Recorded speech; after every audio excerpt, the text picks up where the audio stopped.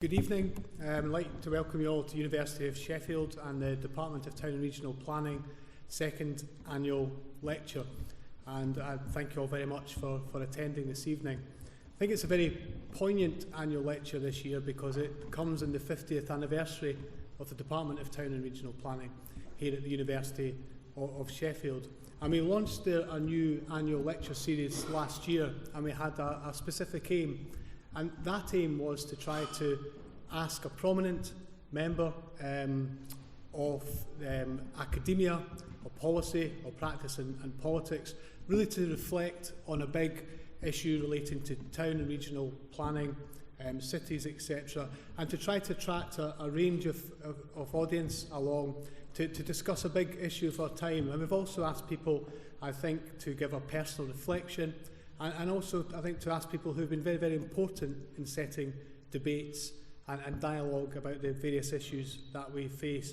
And I think in that regard, I don't think we could have anybody more appropriate to give our annual lecture in this, our 50th anniversary year. Clive Betts MP began his political career in 1973. In 1976, he was elected as a member of Sheffield City Council, and indeed he became leader of the council in 1987. From the very start, Clive had a very keen interest in housing and planning issues. He remained in the council until his election to Parliament as member for Sheffield Attercliffe in 1992, and is now the MP for Sheffield South East.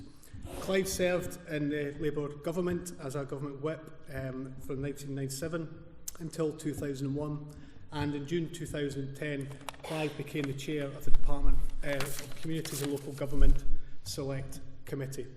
He served a number of other roles in Parliament, and I think it's also very interesting to note that Clive is chair of the All-Party Parliamentary Group for Arm's Length Management Organisations.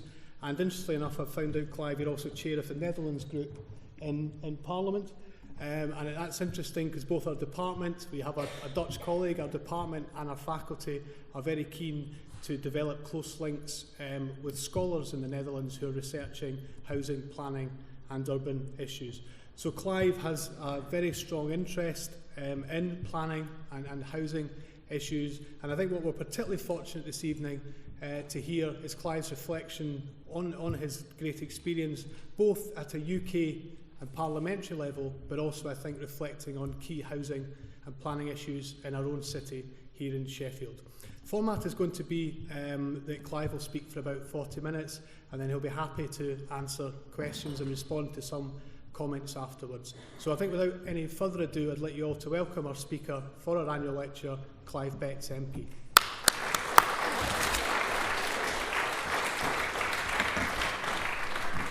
Thank you very much for that introduction. Thank you for inviting me, and say I'm very pleased to have this opportunity to address you, and as has been said, I'm happy to take questions at the end. I'd like to begin by a few thoughts about how politics and planning relate to each other, then move on to what I've been doing on the Communities and Local Government Select Committee, which I've just been re-elected as chairman of for the current Parliament, then to look briefly at some of the principles underlying our planning system, the importance of local plans as an essential part of that, and one or two problems associated with it, and finally looking at some of the main policy challenges which face us today. It wouldn't, however, be appropriate to ignore my own personal reflections on experiences with the planning department in Sheffield. And I thought back to a particular instance when I was leader of the council. And as leader of the council, of course, I was acutely aware that I needed to make sure I complied with all the necessary requirements of planning procedure and planning law that all the members of the public had to abide by.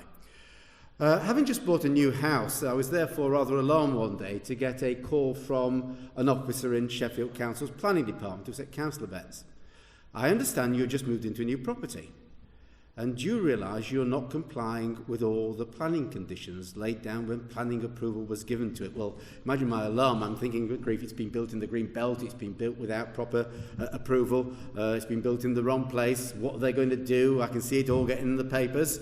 But before I could speculate too long, the officer said, "Do you know, one of the conditions attached to the planning permission was that a tree should be planted in the back garden to replace the tree which had been demolished as a result of the house being built. Well, I quickly worked out that there was a tree in the back garden, and so I couldn't really understand what the problem was, but the officer went on, Councillor Betts, we accept that a tree has been planted in your back garden, and indeed it is still there. The problem is the tree is dead. The planning condition required that a live tree be planted in the back garden as a replacement, and a dead tree doesn't conform. Well, naturally, I had a mixture of amazement and relief, and rapidly promised that the offending tree would be dug up, removed, and a replacement live tree would be planted as a matter of urgency. Now, being leader of the council, I had one or two other things to do. Didn't quite get round to it, and 2 weeks later, I got another call from the same planning officer. Councillor Betts, I'm phoning again about the planning conditions on your home, which hadn't been met. I'm thinking, oh dear. I'm saying, well, I'm sorry, I just haven't got round to this issue. And as I began to go through the excuses, he stopped and said, no, that isn't the issue I'm phoning about. I'm phoning to let you know that we've inspected the tree once again, and it is now showing signs of life. On that basis, the planning condition appears to have been met and no further action is required. Well, relief all round. Now, I have to say, I was tempted to ring the Chief Planning Officer up and ask him how much time his officers got to go round inspecting trees. But on the other hand, I recognise it is important, not merely that planning conditions are laid down, but that they are followed up and actually are implemented. And I was also relieved that I've been treated the same way as a council leader as anybody else would have been treated. Imposing conditions is no use if you don't follow them up in practice. I just suspect at present that the reality is that most planning departments in the country don't merely not have time to go around looking for dead trees. They also don't have time to go around trying to enforce important planning conditions, which probably mean developers are getting away with things that they don't want to do because it's going to cost them money, with consequences in the year to come. To begin then, looking at politicians and planners and what they've got in common. I suppose the reality is we spend much of our lives looking at alternatives, assessing priorities, and making choices. We probably recognise in terms of the choice and priorities that you can't please all the people all the time, and so the saying goes, and I think we both understand this, the challenge is often whether you can please any of the people any of the time. There are many occasions when planners and politicians, of course, work together as part of the same process. Should an individual planning application be approved, which land should be identified for housing as part of a local plan? Indeed, at local level, the work of politicians in the planning field is seen as so important, it's one of the few areas where councillors are actually required to have training before they can make decisions. There isn't, of course, any such requirement for MPs, and certainly not for ministers. On the other hand, if you speak in Parliament on planning matters, there are likely to be few other MPs on the green benches listening to you. Planning is not one of the issues that many MPs specialise in. It's not one that gets the political temperatures rising. That's not to say MPs don't become involved in planning matters. Our post boxes are generally quite full of disgusted of High Street, bitterly protesting about particular planning decisions. However, reacting to the individual issues and understanding and trying to influence the whole planning process are not one and the same thing, and it tends to be the outcomes of the planning system rather than its mechanics that exercise most MPs. Not merely is the planning system not at the top of most MPs' list. I think looking at the recent general election, you won't see many references to planning policy, planning process and planning procedures. Discussion wasn't really there at all. It's not to say the consequences of planning policies were considered unimportant. And for housing, for example, while it was probably not at the top of the political agenda, had moved up in importance, particularly as more young people search for an affordable place to live. This in turn, of course, raised the whole issue of the housing shortage in this country. And then we have the argument with planning policy seen by some as a contributing factor to that shortage and by others as a way of resolving it. But usually, again, without any interest or critique about how the details of planning policy and guidance were relevant to the key issue. And I'll return to this later on. What we haven't got, therefore, is a political interest in planning procedures and policies themselves on a widespread basis. Politicians do, of course, however, make decisions which are fundamental and crucial to how planners operate. Decisions are made about the national planning policy framework and about planning guidance by politicians who ultimately are responsible and accountable for the planning process and its results. Strictly speaking, though, of course, decisions about the NPPF are ultimately taken by ministers and not by Parliament itself. And one proposal I want to make is that in future, the National Planning Policy Framework and any proposed amendments to it should be subject to parliamentary approval as well. I think that would certainly substantially raise awareness and interest amongst politicians about these matters. Now, looking at my personal situation, I've come to recognise that there is an overall importance of the policy framework for planning and the impact it can make on people's lives. And therefore I've taken a particular interest in planning at national level. Planning matters. Not simply the abstract words in the NPPF, but in the sense that those words ultimately determine the environment and infrastructure in our towns, cities and rural areas throughout the country. It determines the places in which people live. I've therefore taken a particular interest in planning, first of all as a member and then since 2010 as chair of the Committees and Local Government Select Committee. Select Committee chairs used to be nominated after a stitch-up between the whips. At long last, democracy's actually got to the House of Commons, and we now have elections for Select Committee chairs, and even the members of the committee are elected within their own parties. I think that gives chairs and the committees greater independence from the executive and a greater standing within Parliament, and I think outside Parliament as well.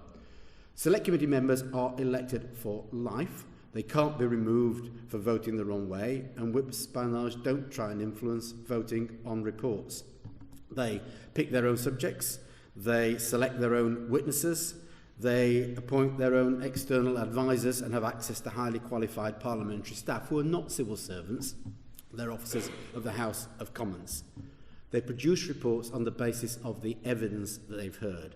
That's why on a range of issues, from the NPPF to housing supply, to Part P of the building regulations, to local government devolution, litter, private rented housing, and a whole range of other matters, the committee agreed reports unanimously in the last Parliament with only one vote in 5 years, and even that wasn't along party lines. In my following comments, I will draw on recommendations from 2 inquiries and 2 reports. The first following the draft NPPF, which the then Planning Minister Greg Clark produced and asked the committee to comment on, and following our report made 30 changes to the NPPF as a result of our recommendations. And the second report, which we did recently, about looking at how the NPPF had actually been put into implementation and practice over the first 2 years of its existence, and made recommendations there which weren't as thoroughly accepted by ministers as we would have liked. Before I go on then to look at some of the issues raised in those reports, I just want to reflect on some of the principles underlying planning policy in this country, which I think are extremely important. You know, planning policy and procedures grew up with the urbanisation of the 19th century, the growth of the suburbs in the early part of this century, and of course, by the end of the Second World War, there was effectively a wide-ranging political consensus that we needed a proactive planning system addressing land use and development and a framework for securing permission. The first Labour government after the war has been widely credited, of course, with founding the National Health Service. I think it's almost as important that it passed the Town and Country Planning Act 1947. Indeed, some people might say it was even more important, and I can understand that sentiment entirely. Councils were required to complete a local plan and set out detailed policies and proposals for the development of use of land in a district. That fundamental of the 47 Act really remains the basis for today's planning system. We've had legislation about the Green Belt, structure plans, regional spatial strategies, now the NPPF and sustainable development, but all really go back as a basis to the 1947 Act. Some may see planning policies and procedures as simply a mechanism for stopping development. The principle of the planning system, in my understanding since 47, however, has been that development is acceptable unless there is a good reason to reject it. The presumption in favour of sustainable development, as contained in the NPPF, is therefore entirely consistent with previous planning policy.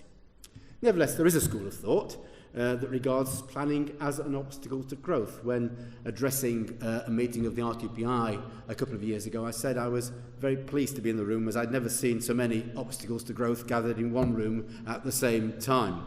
But it is a serious matter, because if you look at the government's local growth paper in 2010, it actually used these words: the government will tackle barriers and bottlenecks that inhibit growth, including reforming the planning system. The planning system is the wrong way round, alienating communities through centrally imposed policies and targets. As a consequence, the planning system is often seen as a barrier to development, despite the desire of almost every community to see new homes, more jobs, extra investment, and a better local environment. Well, I don't know which world the civil servants live in that actually wrote that white paper, but it didn't seem to reflect most of my experiences. Some of the ideas behind that growth white paper come from some research, and I use the words advisedly, carried out by Professor Ball at Reading University, who concluded that the planning system costs £3 billion a year to the economy. Now, I think that that research has been questioned in terms of its methodology, the data it used, and also for discounting the considerable benefits that come from planning as well. Indeed, if you look at countries which have a very light touch planning system at the best, let's think about Japan and the massive urban sprawl of Tokyo, where you don't merely get mixed uses in one street, within one building. We might think it hard to justify having living accommodation above bars. There it's quite common to have the bars above living accommodation, and that's as a result of their lack of planning as far as I'm concerned. Indeed, I remember going to Tokyo for the 2002 World Cup, and we went to play a team against the Japanese Parliament at football, and wanted to do a bit of training in the middle of Tokyo before the game, and asked where the nearest open space was to go and practice on, and we were directed to somewhere 3 miles away, which we shared a very limited area with a large number of other people, and had to try and navigate our way around a massive concrete ventilation shaft for the Tokyo Metro in the middle of that space. But that's Japan and its planning system. Now, or lack of it. I'm not to say there aren't any problems with our planning system. Indeed, we had some research from Cambridge University carried out for us, which showed that different planning authorities have very different records on dealing with planning applications. Some are clearly more efficient and pro-development than others. But just as developers can point to individual authorities where there are examples of development being made more difficult by planners, I've also spoken to many developers who are equally complimentary about the planners who have worked with them to get very complicated schemes up and running. But these, where they are failures of implementation. They're not failures of the planning system as a whole. I do feel, however, the issue of the costs and benefits of the planning system is probably an area where more research would be beneficial. So if anyone out there is listening, there's a subject for you to have a go at in the future. I want now to move on to look at the importance of plans, and particularly local plans, in today's planning system, and also raise some of the real problems with plan production. Decisions about sustainable development, of course, are not just about looking at individual applications. They are about determining those against a local plan. When the government produced the NPPF, it was a select committee which I chaired which said there ought to be significant changes, I've already mentioned. And the government actually clarified the presumption in favour of sustainable development to remove any ambiguity about the fact that it operates within this legislative framework and supports the delivery of strong and up-to-date local plans. It is sustainable development consistent with the local plan. Local plans should be able to determine the use to which any particular land is put, and also assess what the need is for particular development, whether that be housing, shopping, commerce or leisure, and then to allocate land use accordingly. What if there isn't enough land to meet housing over the next 5 or 10 years? What does the plan do if there is nowhere deemed suitable for a professional football ground to be built, as was the case at Brighton Hove Albion, where there is a clear demand in the community for one? Well, the answer to the first issue about problems with housing land is the duty to cooperate. And the second one is you need a well-disposed Secretary of State called John Prescott to step in and resolve the issue for you. But neither solution is without its problems. And there also are real problems, not merely about how you deal with the growth and need for new development, but how you deal with the decline of demand for certain land uses, which I'll come on to later on as well. When we looked at the implementation of the NPPF in our second report, we concluded that by and large the government had got it right in trying to slim down planning policy and the really rather good online guidance system. But there were still certain problems that do need addressing. I referred to the absolute importance of local plans. One of the problems is that 40% of councils today still haven't got an adopted local plan in place, which leaves those communities completely vulnerable to individual applications simply determined by the principle of sustainable development, and that's often, of course, determined by an inspector dealing with an appeal against a local refusal. Now, I'm at heart a localist, but I believe the committee was right to recommend that we should now make the production of a local plan a statutory responsibility. I think it would not merely ensure that local plans were produced, it would also help local planners argue the case inside their councils for the necessary resources at a time of ever-increasing financial stringency. Councils have had 20% cuts in real terms in their budget in the last Parliament. They're going to get another 20% cut in the next 3 years. And if you want a statutory responsibility, then quite frankly, you're going to get squeezed harder and harder. I think it's important for that reason, and also for the importance of simply having local plans, that we make that a statutory duty. The government has actually said they're not minded to do that at present, but they are going to keep it under review. But there are other problems with the plan making process. I think we have to accept that local plan making has become incredibly complicated. We went to the planning inspectorate and talked to them, and while we were there, they showed us the boxes of files for one small district council's local plan. They were feet high and feet wide on the floor. If planning is going to get public approval, and if local citizens are going to have confidence in it, then it has to be capable of being explained, capable of being understood, and capable of involving them in the process. If it doesn't, we've failed. Local plans are so important, I think we just have to think again whether we've overcomplicated them to the degree that A, we've increased the expense of them, the time taken to produce them, and actually taken them further away from public's understanding about them. But in terms of local plans, they are important because you can have a different conversation. I found this as a local MP over the years, and we've had a very large percentage of Sheffield's new housing in the last 20 to 30 years built in my constituency. And you can have a different conversation with people about where the appropriate sites are in the city to build houses over the next 5 to 10 years than you can dealing with a protest about building houses on one individual site which no one wants to see. I've always found it also reassuring that when constituents come to see me, I can say, yes, I know you're unhappy about building on that greenfield next to the greenfield which your houses were built on 5 years ago, but actually that greenfield is in the local plan and it was agreed 10 years ago as part of the unitary development plan process, which was consulted about. I think that process is actually a healthy one for trying to get a better understanding of what needs to be done in terms of house building as one of the key issues. Indeed, I remember, I was talking about it a few minutes ago, in the 1990s, working with a group of residents in the Mosborough Village Action Group to oppose house building on the open countryside. They were actually right. It was the wrong place to build them. But because we were dealing not with an individual application, but with a local plan process, the unitary development plan consultation, they were encouraged and actually wanted to go out and look at alternative sites. They recognised they couldn't simply say no. We had to look for sufficient sites to build housing on in the city for the next 5 years, 10 years, and into the future.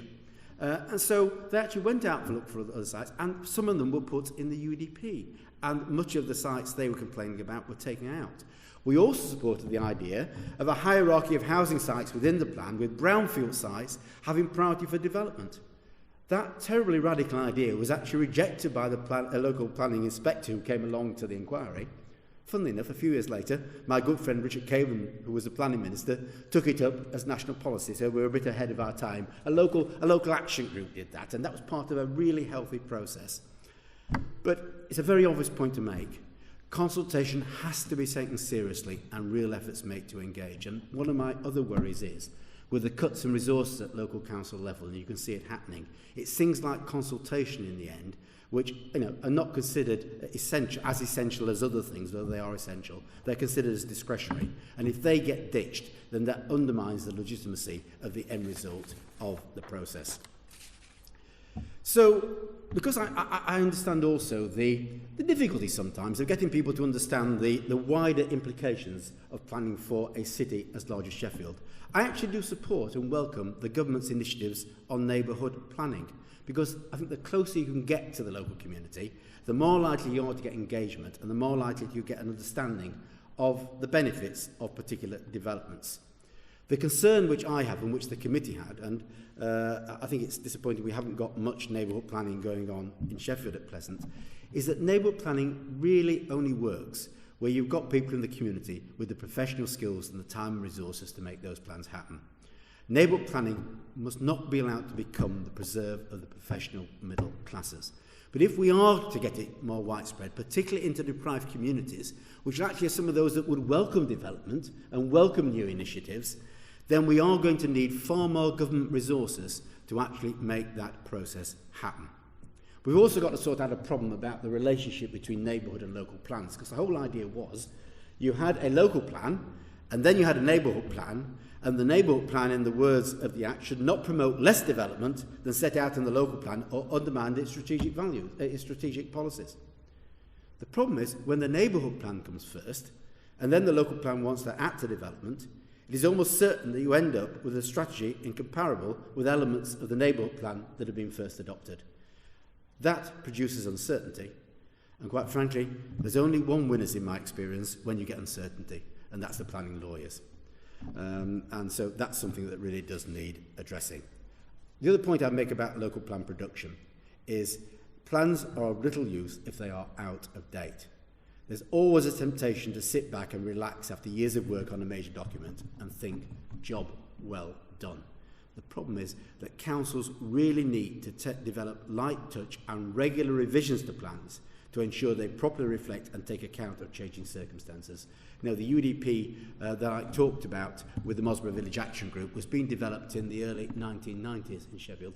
It is still the last plan to be adopted in the city. It was developed a few years after that, and we haven't had a plan since. Well, that plan can't possibly be relevant and up to date today, and that's the sort of challenge that we need to develop a more regular revision of the plan to address.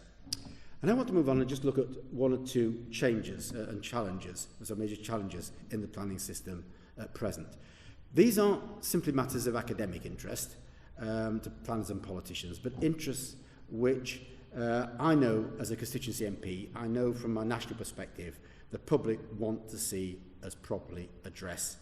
I also accept that many of them are challenges the planning system alone can't deal with, and which will require other policy changes as well. Planning may not be responsible for all the nation's ills, unlike the 2010 White Paper tried to pretend, but neither can planning solve all the problems by itself. And I want to begin by talking about housing supply and then go and talk a bit about town and city centres and the high street as two key issues. I've mentioned the importance of planning and housing a number of times. We aren't building the 250,000 homes in this country that we ought to address our housing need. But I'll begin by saying that the fundamentals that are going to get us to 200,000 new homes are that we can't rely on the private development industry to deliver those homes for us. They simply won't build those numbers. We won't get to 200,000 or even 250,000 homes, which we should be getting to, without substantial government investment and support for more borrowing by both councils and housing associations. Without that, we can make any changes to the planning system we want, and we won't achieve the numbers. Some people think, however, that the planning system is really the obstacle to house building in this country. I don't agree with that, but I think there are some changes that can be made to address some of the problems that we have. One of the problems is that if you add up all the numbers in the local plans throughout the country and they don't come to a number which meets national need, what do you do about it? Now, I used to ask Grant Shapps when he was housing minister, and he didn't seem to have an answer. Part of the problem is, of course, the regional spatial strategies were abolished without the government thinking that actually there are some issues that do go beyond the boundary of an individual authority, and a local plan by itself can't resolve.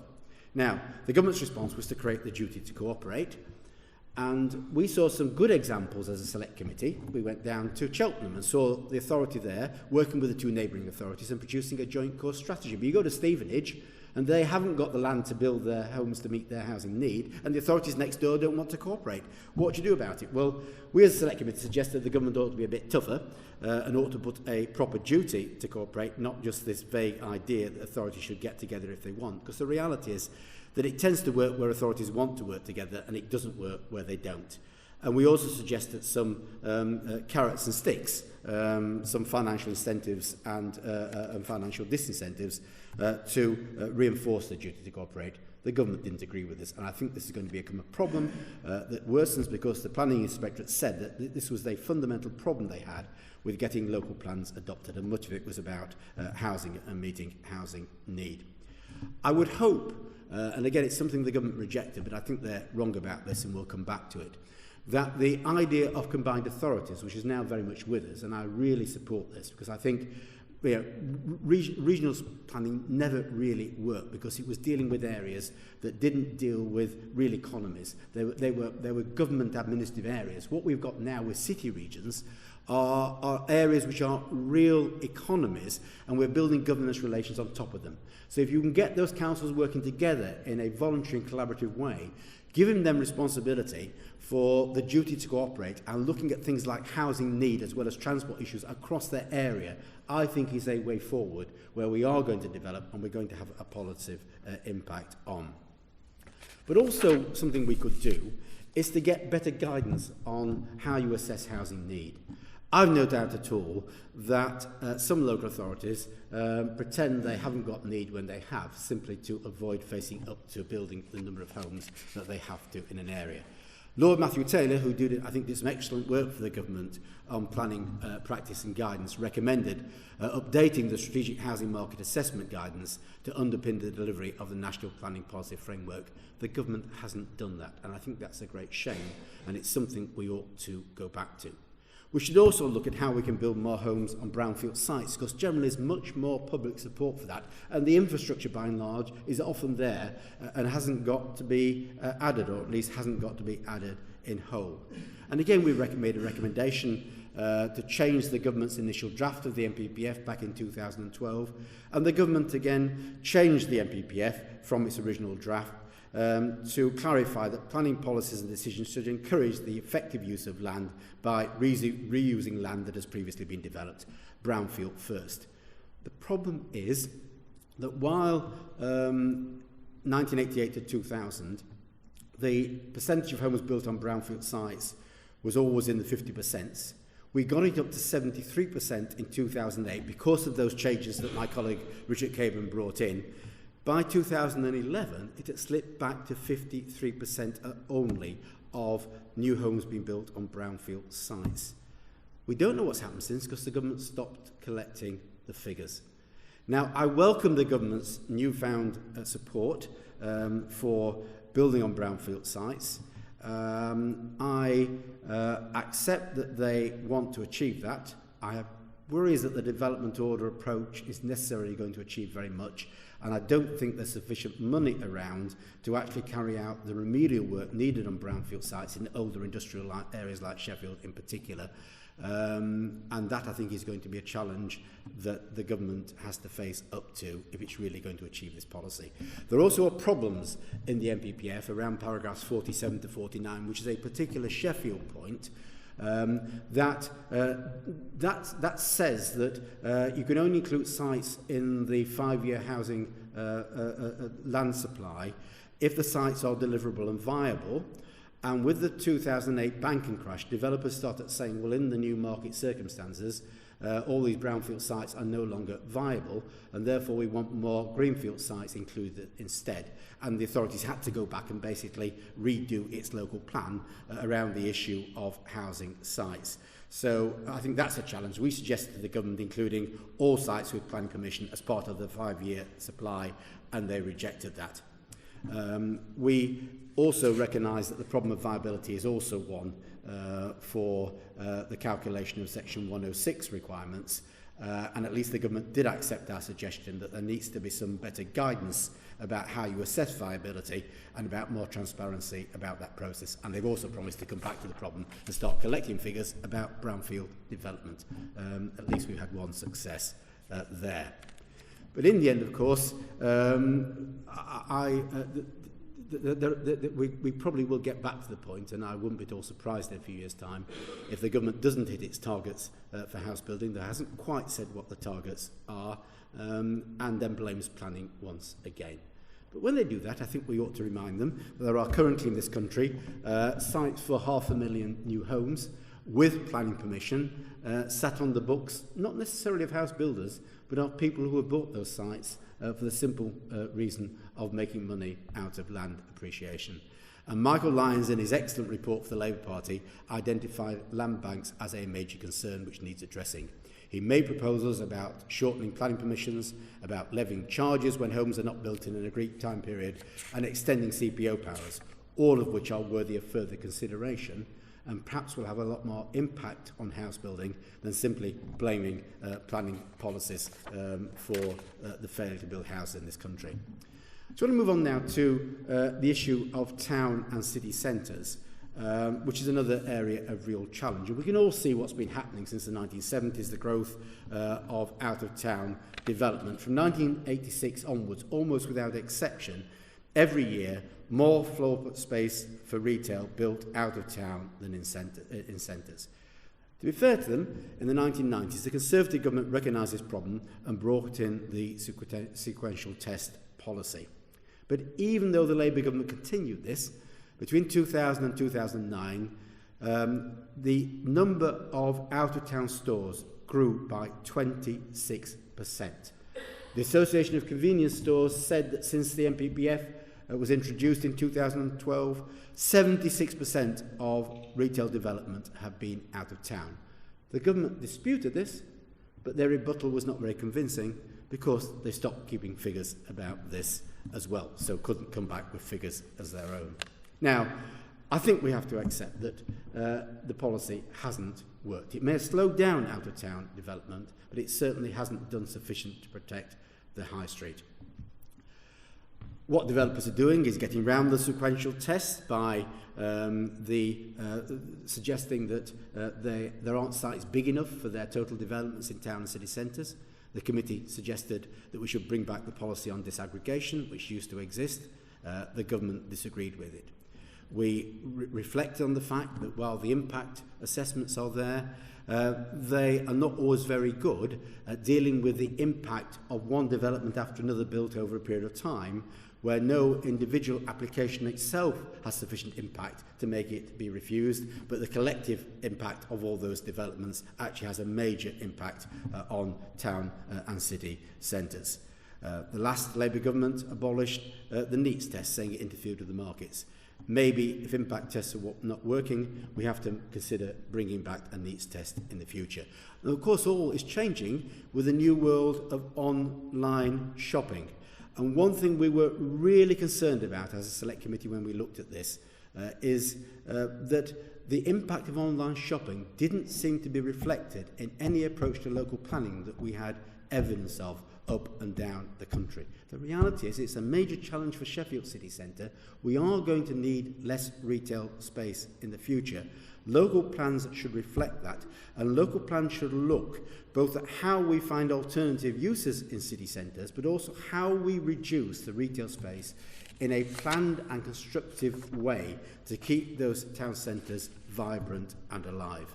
And I have to say, the government's policy of allowing permitted development, where you can change of use from retail to residential on an individual shop basis, is not a way to approach that. It simply will lead to uncoordinated development into residential property. It will not make the high street safer, and it will probably actually make a fundamental and planned review of the high street, of town and city centres and their retail quarters more difficult to achieve. The Select Committee unanimously has opposed the government's approach on permitted development. I think they're wrong. They've got to come back and have a look at it. But again, just as I said on housing, it isn't just a planning issue. we can't see the High Street as simply a planning challenge either. We know there's going to be a major review of the business rate system. That is right. It is probably true that shops in the High Street pay an unfair share of the business rate compared with out-of-town centres. But of course, that's a challenge. This has to be a zero-sum game for the sake of local government finance. I'm sure politicians will be only too pleased, as they are, to say that we should reduce business rates on the High Street. They really want to impose higher business rates on out-of-town centres. Well, that's a challenge which I look forward to seeing the government address in the future. Finally, I just want to say I think there is a major challenge for planning policy in this country which we haven't really addressed properly at all. And it's been unresolved. Way back in 1947, the Planning Act provided that all development values were vested in the state, with £300 million being set aside for compensation for landowners. They said that land will be purchased at its existing use value, and after permission to develop was granted, the developer will be assessed a development charge based on the difference between the initial price and the final value of the land. That was stopped by the Conservative government in 1951. Since then, we've had attempts such as the Community Land Act and the Development Land Tax, which failed again. They were incredibly bureaucratic and didn't achieve very much at all. We've had Section 106 agreements, which have made an attempt to reflect the costs of new development in the price a developer pays, and also have been extended to cover wider benefits such as social housing. Because of the extension of 106 and its complications, the Labour government tried 10 years ago to bring in a planning gain supplement, which effectively would tax the uplift in value as a result of planning approval being given. I remember all the discussions about that. Again, ultimately it was ruled out as being too complicated, valuations were too difficult, particularly around options, and then we came up with SIL.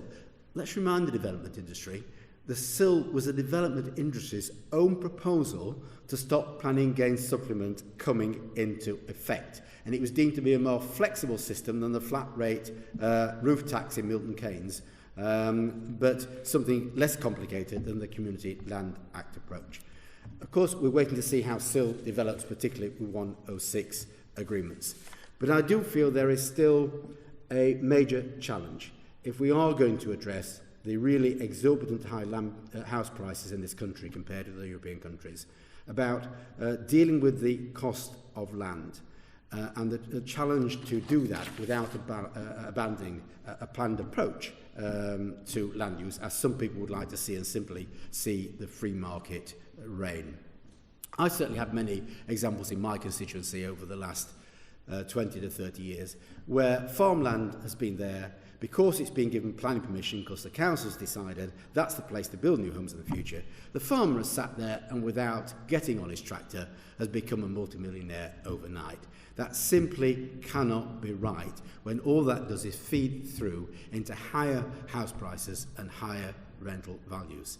Now, I know there have been some challenges to how we could deal with that, some interesting proposals. I listened to Tim Lernick talk about bringing in planning options as a way of dealing with that.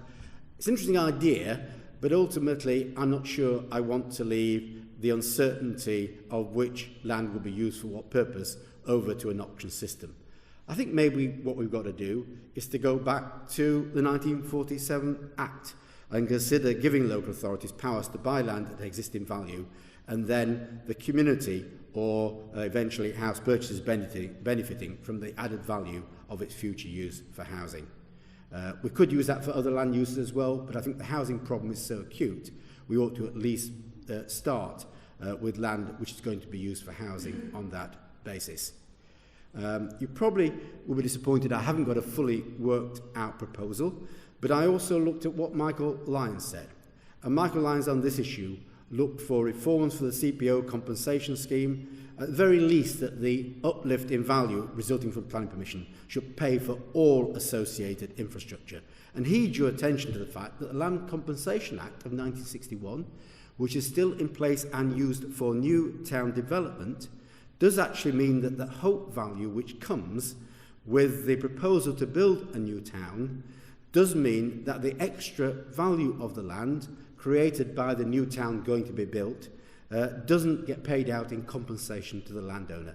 So in some ways the powers are already there if we want to extend and use them. It's a major challenge for politicians, but one I think that is worthy of further thought, and it's certainly something we've got to do to get this housing problem dealt with. Finally, I just want to come back to my original thoughts about what planners and politicians have in common.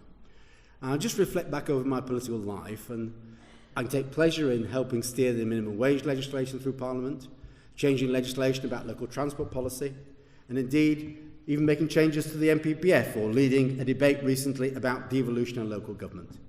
But on the other hand, I can also walk around the city and look back to my days as council leader and look at Supertram, Ponds Forge, the Arena, Meadowhall, the business park at the airport, the Lyceum or housing schemes such as the redevelopment of the Manor Estate, and see a role I've played in shaping the physical environment of the city along with the planners in the council planning department, and think that's probably more tangible achievements that most people as politicians achieve in their life. I can compare that very easily with the comments of the council's previous chief planner, Les Sturch, who I had the pleasure of working with for many years. I remember Les saying at his retirement party, there are not many jobs where you can walk around an area in which you live and see the decisions you have made in your working life there before you, and you can look back at the benefits and additions you have brought to your local area. If a young person were to ask my advice about taking up planning, I would say go for it. You can make a real difference. Despite all the challenges, you can make a real difference. I would also, of course, say the same thing about going into politics as well. Thanks very much indeed.